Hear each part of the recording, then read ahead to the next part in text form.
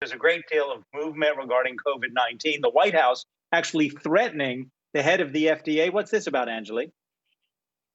That's correct, Adam. So there's a report in the Washington Post that just came out very recently saying that Chief of Staff Mark Meadows has threatened FDA Commissioner Stephen Hahn to either approve or authorize, rather, Pfizer-BioNTech's vaccine tonight or resign. And the issue, of course, is vaccine confidence as a result.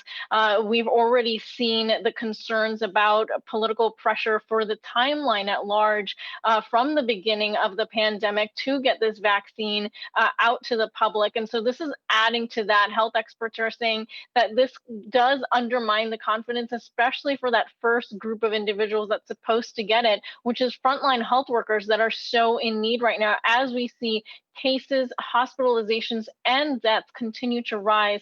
So very concerning news. We know that, of course, yesterday was that vaccine advisory committee meeting, and the group did vote favorably to recommend authorization by the FDA.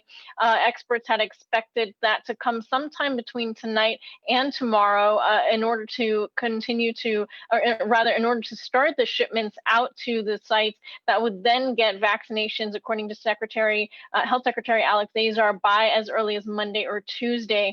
We know that health systems have been anticipating that timeline, already scheduling shots for December 15th. So all of this put together really puts that confidence on the line. There had been some reports of sort of mixed reviews of frontline health workers, whether or not they were ready to get that vaccine or if they were cautious about it. And this really throws a wrench in that, Adam.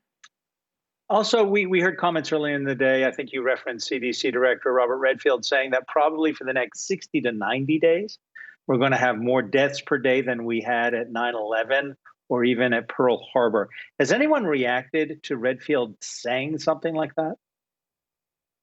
That's correct. It's not unexpected. That's what health experts have been warning for some time. As Dr. Redfield also did say yesterday, and this sort of got lost in the vaccine news, that COVID-19 is now the leading cause of death in the US. And that's an important metric because we know that heart disease had for the longest time been that leader. And so this has knocked it off in just a year with the number of deaths that we're seeing, not just with the trend of the deaths right now, but overall the number of deaths in the US. And that number only figures to grow. We know that post-Thanksgiving, we're still in that observation period, waiting to see what the full impact is. And meanwhile, with the other holidays coming up, there is likely to be an additional surge after that. So health experts are very worried. And this goes into the earlier comments we heard last month of a dark winter ahead.